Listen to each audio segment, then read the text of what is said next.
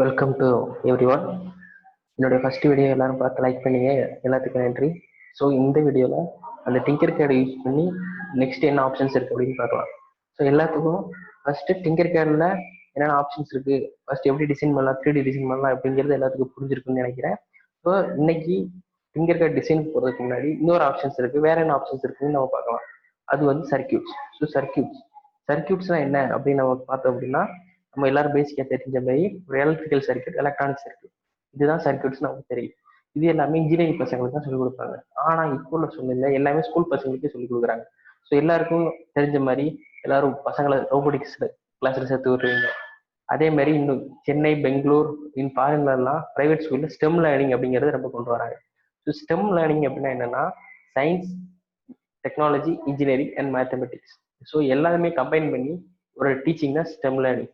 So பசங்களுக்கு பாட அறிவு மட்டும் போதாது, டெக்னாலஜி என்ன வளர்ந்துருக்குன்னு தெரியணும், அதுக்கு பின்னாடி உள்ள சயின்ஸ் தெரிஞ்சிருக்கணும், அதை இன்ஜினியரிங் முறையில் எப்படி மாடிஃபை பண்ணுறது, எப்படி டிசைன் பண்ணுறது தெரிஞ்சிருக்கணும், அதுக்கு பின்னாடி என்ன மேத்தமெட்டிக் மெத்தட் இருக்கு அப்படிங்கிறது தெரிஞ்சிருக்கணும். இதுதான் இந்த ஸ்டெம்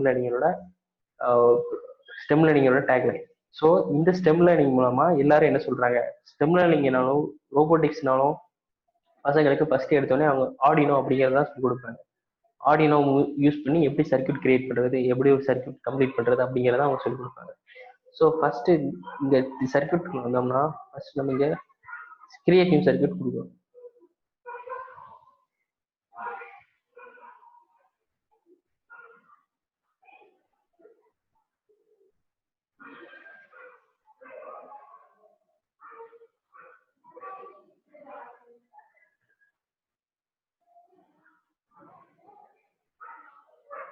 கிரியேட் நியூ சர்க்கியூட் கொடுத்தோம் அப்படின்னா இங்கே எல்லா ஆப்ஷன்ஸ் இருக்கும். இதான் இந்த சர்க்கியூட் சிமுலேஷன் பண்ணுற பேனல். ஸோ இந்த இடத்த யூஸ் பண்ணி நம்ம ஆர்டினோ யூஸ் பண்ணி நிறைய சர்க்கியூட்ஸ் கிரியேட் பண்ணி தெரிஞ்சுக்கலாம். ஸோ ஃபர்ஸ்ட் சிமுலேஷன் அப்படின்னா என்னன்னு தெரிஞ்சுக்கணும். ஸோ சிமுலேஷன் அப்படின்னா ஒன்றும் இல்லை, நம்ம என்ன ப்ராக்டிக்கலாக பண்ணுறோமோ, ப்ராக்டிக்கலாக ஒன்று பண்ணும்போது ஒரு தப்பு நடக்கும், ஒரு அவுட்புட் தப்பாக வரும், அந்த அவுட்புட் நமக்கு தேவையில்லாமல் இருக்கும், இல்லைன்னா அந்த அவுட்புட் நம்ம ஸ்டடி பண்ணுவோம். ஸோ அதே வேலையை நம்ம வந்து சிஸ்டமில் பண்ணுறது. எதுக்கு சிஸ்டத்தில் பண்ணுறோம், அதாவது அந்த ப்ராக்டிக்கலாக பண்ணுறோமே அப்படின்னு நம்ம சொல்லலாம். ஆனால் ப்ராக்டிக்கலாக பண்ணும்போது நிறைய ஹியூமன் எரர்ஸ் வரும். அது போக அந்த அவுட்புட் நமக்கு தேவையில்லாமல் இருக்கும், டைம் கன்சியூம் பண்ணும். ஸோ அதே வேலையை நம்ம சிஸ்டத்தில் பண்ணி இந்த அவுட்புட் என்ன வரும் அப்படிங்கிறத நம்ம பார்த்துட்டோம் அப்படின்னா அதுக்கப்புறம் நம்ம ப்ராக்டிக்கலாக எலிமெண்ட் பண்ணுறதுக்கு நமக்கு ஈஸியாக இருக்கும். ஸோ அதுக்காக தான் இந்த சிமுலேஷன் அப்படிங்கிற ஒரு பாட்டை கொண்டு வந்திருக்காங்க. ஸோ இந்த ஆர்டினோ சிமுலேஷனில் டிங்கர்கேடை யூஸ் பண்ணி நம்ம சிமுலேட் பண்ணி பார்க்கலாம். இது வந்து ஓப்பன் சோர்ஸாக இருக்குது. ஸோ ஃபர்ஸ்ட் ஆர்டினோ அப்படின்னு சொல்கிறாங்க. ஆர்டினோன்னு என்ன அப்படின்னு நமக்கு தெரியும். ஸோ இதுதான் ஆர்டினோ போர்டு. இந்த ஆர்டினோ போர்டு ஒரு ஆர்டினோங்கிறது ஒரு கம்பெனி. இந்த ஆர்டினோ கம்பெனி ஒரு open source hardware and software ready பண்ற ஒரு கம்பெனி. என்ன பண்றாங்க, ஓப்பன் சோர்ஸ் என்ன ஹார்ட்வேர் சாஃப்ட்வேர் பண்றாங்க அப்படின்னா, ஒரு மைக்ரோ கண்ட்ரோலர் யூஸ் பண்ணி ஒரு போர்டு கிரியேட் பண்ணிருக்காங்க. ஆர்டினோ போர்டு ஒரு போர்டு கிரியேட் பண்ணிருக்காங்க. ஸோ இதுதான் பிளாக் கலர்ல இருக்கு, இது பேர் தான் மைக்ரோ கண்ட்ரோலர். என்ன மைக்ரோ கண்ட்ரோலர், இந்த மைக்ரோ கண்ட்ரோலர் நேம் என்ன அப்படின்னா அட்மெகா 3280. ஸோ நமக்கு கொஸ்டின் மேல விரிஞ்சுக்கிட்டே இருக்கு. ஸோ மைக்ரோ கண்ட்ரோலர்னா என்ன அப்படின்னா, ஸோ ஒரு சிஸ்டத்துக்கு ரெண்டு பார்ட் இருக்கு, ஒன்று மைக்ரோ ப்ராசஸர், ஒன்று மைக்ரோ கண்ட்ரோலர். ஒன்று மைக்ரோ ப்ராசஸர் எல்லாத்துக்கும் தெரியும், மொபைல்ல இருக்குது, சிஸ்டம்ல கம்ப்யூட்டர்ல இருக்குது. ஸோ ப்ராசஸர் வந்து ஒன்லி ப்ராசஸிங் த சிக்னல். ஒரு சிக்னல் இன்புட் வந்துச்சு அப்படின்னா அதையும் அவுட்புட்டையும் நீங்க கொடுக்குற வேல்யூஸோட கம்பேர் பண்ணி பிளஸ் ஆர் மைனஸ் கம்பேர் பண்ணி ஒரு ப்ராசஸ் பண்ணி தான் சிக்னல் கொடுக்கும். அவ்வளோதான் ப்ராசஸோட வேலை. ஆனால் மைக்ரோ கண்ட்ரோலர் இப்படி இல்லை. மைக்ரோ கண்ட்ரோலர் வந்து ஒரு இன்புட்டும் இருக்கும், ஒரு அவுட்புட் இருக்கும், அதை ப்ராசஸும் பண்ணி அவுட்புட்டுக்கு ஒரு சிக்னல் கொடுத்து அந்த ஆக்டிவேட்டும் பண்ணி வைக்கும், அவுட்புட்டே ஆக்டிவேட் பண்ணுவோம். இதுதான் கண்ட்ரோலரோட வேலை. ஸோ மைக்ரோ கண்ட்ரோலர் என்ன அப்படின்னா என்னன்னா, ஒரு சின்ன மினி கம்ப்யூட்டர் இதுக்குள்ள இருக்கு அப்படின்னு. ஸோ மினி கம்ப்யூட்டர்னா என்ன வேலையானாலும் பண்ணலாமா, பண்ண முடியாது.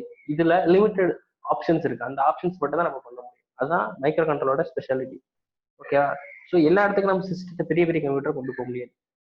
சப்போஸ் ஒரு சீரியல் பல்பு, நம்ம கோயில் திருவிழா ஒரு சீரியல் பல்பு போட்டிருக்காங்க, அது ஒரு நிமிஷத்துக்கு ஒருக்க ஒரு அம்மன் ஸ்டாச்சுவா மாறுது, அதுக்கடுத்து விநாயகர் ஸ்டாச்சுவா மாறுது, அதுக்கடுத்து சிவன் ஸ்டாச்சுவா மாறுது. இது ஒரு சின்ன வேலை. இதுக்கு நம்ம ஒரு கம்ப்யூட்டரே கொண்டு போய் வச்சு எனி டைம் நம்ம ஆப்ரேட் பண்ணிக்கிட்டே இருக்க முடியாது. ஸோ அந்த மாதிரி இடங்கள்ல நம்ம மைக்ரோ கண்ட்ரோலர் யூஸ் பண்ணலாம். மைக்ரோ கண்ட்ரோலர் யூஸ் பண்ணி அது வந்து இதை பாருங்க, இந்த மைக்ரோ இவ்வளவுதான் சின்ன சிப், இதுக்குள்ள நம்ம இன்பில்ட் ஒரு ப்ரோக்ராம் பண்ணி கொடுத்துட்டோம்னா அது ஆட்டோமேட்டிக்கா அதோட வேலையை பார்த்துக்கிட்டே இருக்கும். இந்த மாதிரி இடங்களுக்கு மைக்ரோ கண்ட்ரோலர் யூஸ் ஆகும்.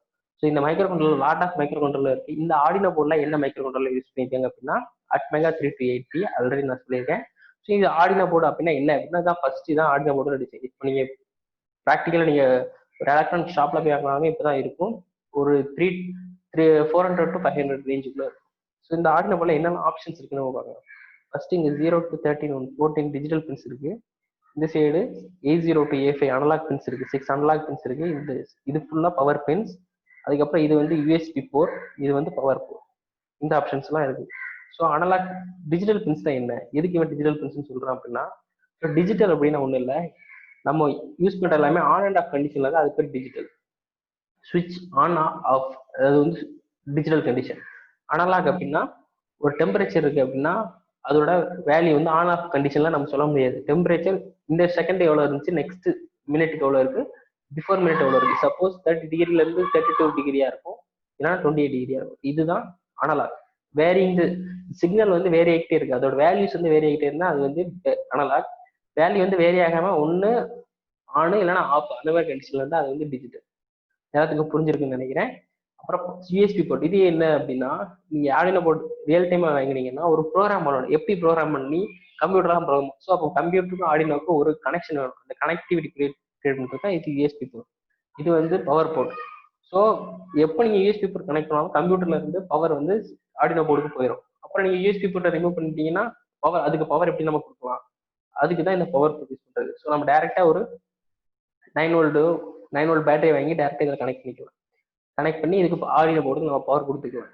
ஸோ இதுதான் ஆர்டினோ போர்டோட பேசிக் ஸ்ட்ரக்சர். ஸோ இந்த ஆர்டினோ போர்டு எதுக்கு இவங்க ரோபோட்டிக் சிஸ்டம்லாம் ஃபர்ஸ்ட் இதை தான் சொல்லி கொடுக்குறாங்க அப்படின்னு நான் சொல்ல வரேன்னா, இது வந்து ஆப்ரேட் பண்றதுக்கு வெரி ஈஸியா இருக்கும், யூசர் ஃப்ரெண்ட்லியா இருக்கும். எப்போதுமே பசங்களுக்கு வந்து ஸ்டார்டிங்ல இருந்து ஆரம்பிக்கும். ஸோ ஸ்டார்டிங்லனா இந்த ஆர்டினோ போர்டு யூஸ் பண்ணும்போது அவங்களுக்கு வந்து ஒரு இன்புட்னா என்னன்னு தெரிஞ்சிடும், ஒரு அவுட்புட்னா என்னன்னு தெரிஞ்சிடும், ஒரு சர்க்யூட் எப்படி கிரியேட் பண்ணணும்னு தெரிஞ்சிடும், ஒரு கோடிங் எப்படி பண்றதுன்னு தெரியும். ஸோ எல்லா வேலையும் இந்த ஒரு இந்த ஒரு போர்டை யூஸ் பண்ணி எல்லாம் பண்ணிக்கலாம். அதனாலதான் ஃபர்ஸ்ட் எடுத்தோன்னே எல்லா பிரைவேட் ஸ்கூல்ஸ்லுமே இப்போ வந்து ஆர்டினோ போர்டு சொல்லி கொடுக்குறேன். ஸோ நம்மளும் இந்த ஆர்டினோ போர்டு யூஸ் பண்ணி ஃபர்ஸ்ட் முதல்ல ஒரு எக்ஸ்பெரிமெண்ட் பண்ணி பார்க்கலாம். என்ன எக்ஸ்பெரிமெண்ட் பண்ணி பார்க்கலாம்னா எல்இடி பிளிங்கிங். எல்இடி பிளிங்கிங் அப்படின்னா இதான் எல்இடி. ஸோ எல்இடி தான் ஃபர்ஸ்ட் என்ன அப்படின்னா, எல்இடி லைட் எல்லா வீட்லயும் இருந்திருக்கும். இது அதோட சின்ன விஷயம். எல்இடியோட எக்ஸ்பேன்ஷன் ஃபர்ஸ்ட் தெரிஞ்சுக்கங்க, லைட் எமிட்டிங் டயோட். ஸோ லைட்னா தெரியும், எமிட் பண்றது. எது எமிட் பண்ணுது, டயோடு எமிட் பண்ணுது. டயோட்னா என்ன அப்படின்னா, ஒரு இங்க பாருங்க, இதுல ஒரு இது கொடுத்துருக்காங்க, டயோடு ஆப்ஷன் கொடுத்துருப்பாங்க. இதான் டயோட். இதுல உள்ள ஒரு டயோட் இருக்கும், அந்த டயோடு வந்து லைட் எமிட் பண்ணும். ஸோ டயோட்னா என்ன அப்படின்னா, சப்போஸ் பிசிக்ஸ் படிச்சவங்களுக்கு தெரிஞ்சிருக்கும், டயோட்னா ஒன் சைடு மட்டும் தான் கரண்ட் ஃப்ளோ ஆகும், ஆப்போசிட் சைடு கரண்ட் ரிட்டர்ன் ஆகாது. ஒன் சைடு மட்டும் கரண்ட் அலோவ் பண்றது வந்து டயோடு. பேசிக்கா நம்ம வால்வ் மாதிரி சொல்லிக்கலாம். வால்வ்ல வந்து ஒரு சைடு மட்டும் தான் கரண்ட் மேல இருந்து கீழே தான் வரும், கீழே இருந்து மேல போக முடியாது.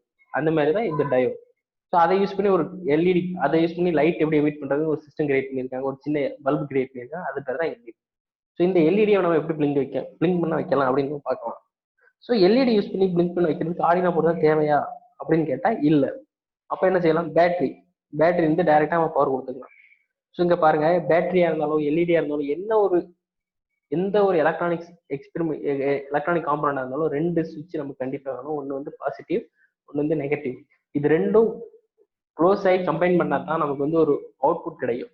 அவுட்புட் அப்படின்னா என்னன்னு யோசிக்காதீங்க. இப்போ எல்இடினா இந்த அவுட்புட் வந்து லைட், இதோ ஃபேன் அப்படின்னா லைட், அதோட அவுட்புட் வந்து ஃபேன் சுத்துறது, நம்ம காத்து வருது. ஸோ அதை தான் நான் அவுட்புட்னு சொல்றேன். ஸோ இந்த லோடு அவுட்புட் கிடைக்கணும் அப்படின்னா ரெண்டு இது கனெக்ஷன் ஆகி ஒரு க்ளோஸ் சர்க்யூட் ஃபார்ம் ஆயிருக்கும். அப்பதான் நமக்கு வந்து அது கிடைக்கும். ஸோ இங்க பாத்தீங்கன்னா ஒரு கேத்தோடு இருக்கு, ஒரு அயனோடு இருக்கு. ரொம்ப கன்ஃபியூஷன் ஆக வேண்டாம். கேத்தோட அப்படின்னா நெகட்டிவ், அயனோட அப்படின்னா பாசிட்டிவ், அவ்வளவுதான். ஸோ நம்ம அயனோட தூக்கி நமக்கு டைரக்டா கனெக்ட் பண்ணிக்கலாம் பாசிட்டிவ்ல. அதே மாதிரி கேத்தோட தூக்கி டைரக்டா நெகட்டிவ்ல கனெக்ட் பண்ணிக்கலாம். கனெக்ட் பண்ணி ஸ்டார்ட் சிமுலேஷன் கொடுக்கலாம். ஸ்டார்ட் சிமுலேஷன்னா நான் கனெக்ஷன் கொடுத்துட்டேன் பவர் கூடு அப்படிங்கிற மாதிரி ஒரு அர்த்தம். ஸ்டார்ட் சிமுலேஷன் கொடுத்தோம்னா லைட் வந்து எரியுது. ஸோ ஒரு ஒரு ஒரு எல்இடியை பிளிங்க் பண்ண வைக்கிறதுக்கு நம்ம வீட்டில் நம்ம சுவிட்ச் இருக்கலாம். அது மாதிரி நம்ம பல்புக்கு கனெக்ஷன் கொடுத்துருப்போம். சுவிட்ச் ஆன் பண்ணோம்னா பவர் போகும், பல்புக்கு ஆன் ஆகும். அது நமக்கு தேவையில்லைன்னா ஆஃப் பண்ணிக்கலாம். ஸோ இதுக்கு பேட்டரியே போதுமே, நமக்கு எதுக்கு ஆர்டினோ போர்டு அப்படின்னு நீங்க யோசிக்கலாம்.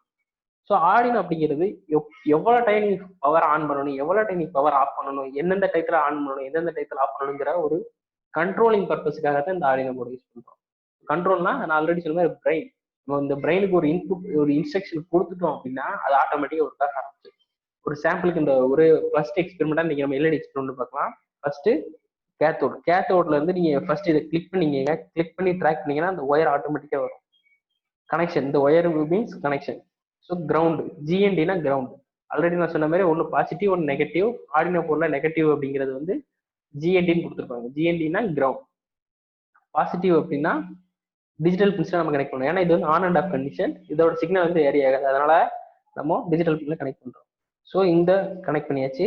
மேக்ஸிமம் இந்த பாசிட்டிவ் எப்பவுமே நம்ம வந்து கலர் சூஸ் பண்ணலாம். அந்த ஒயரோட கனெக்ஷன் கலர் நான் வந்து ரெட் கலர்ல சூஸ் பண்ணிக்கிறேன். அதே மாதிரி நெகட்டிவ் வந்து பிளாக் கலர் சூஸ் பண்ணிக்கிறேன். இது சும்மா நார்மல் ஐடென்டிஃபிகேஷனுக்காக. இது வந்து யூனிவர்சலா மாறாது. எப்போதுமே பாசிட்டிவ் அப்படின்னா ரெட் கலர், நெகட்டிவ் அப்படின்னா ப்ரௌன் ஆர் பிளாக் கலர். இப்போ நான் அதே மாதிரி கொடுத்துட்டு நான் வந்து கோடிங் ஆப்ஷனுக்குள்ள போறேன். கோடிங் ஆப்ஷனுக்குள்ள போய் இங்க பாருங்க, ஆல்ரெடி இந்த இன்பில் செட் ப்ரோக்ராமிங் இருக்கு. ஸோ நான் என்ன கொடுத்துருக்கேன்னா set builtin high, wait 1 second, set builtin low 1 second. அப்படின்னா என்ன அர்த்தம்னா 1 செகண்ட் எல்இடி ஆன் பண்ணணும், அதுக்கப்புறம் 1 செகண்ட் எல்இடி ஆஃப் ஆகணும், மறுபடியும் 1 செகண்ட் ஆன் ஆகணும், 1 செகண்ட் ஆஃப் ஆகணும். இப்படி ஒரு கண்டிஷன் நான் கொடுத்துருக்கேன்.